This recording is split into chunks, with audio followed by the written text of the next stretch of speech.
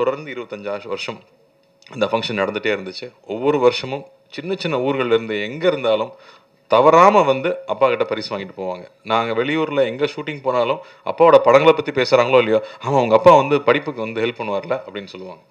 So அதை தொடர்ந்து பண்ணது தான் அதுக்கப்புறம் 25வது ஆண்டுக்கு அப்புறமா அகரம் எடுத்து அதை செய்ய ஆரம்பிச்சது. அகரம் எடுத்ததுக்கப்புறமா தான் வந்து வெறும் ஃபர்ஸ்ட் மார்க் எடுத்தது மட்டும் கிடையாது, எங்கேருந்து ஃபர்ஸ்ட் மார்க் எடுத்தான் அப்படிங்கிறது ரொம்ப முக்கியமாக இருக்குது அப்படிங்கிறது புரிதல் வந்துச்சு. எந்த இடத்துலேருந்து ஆரம்பித்து படித்து வந்தாங்க.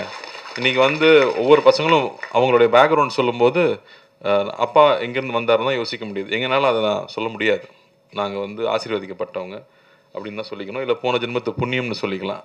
அப்பாவுக்கு பையனாக பிறந்ததுனால பல விஷயங்கள் கடந்து வந்துட்டோம். ஆனால் அப்படி இருந்தாலும் வந்து எதுவும் தெரிஞ்சுக்காமல் இங்கே வந்துட முடியாது. இதுக்கு பயங்கர ஹார்ட் ஒர்க் தேவை. யார் எந்த இடத்துல ஆரம்பித்தாலும் ஹார்ட் ஒர்க் பண்ணி தான் ஆகணும்.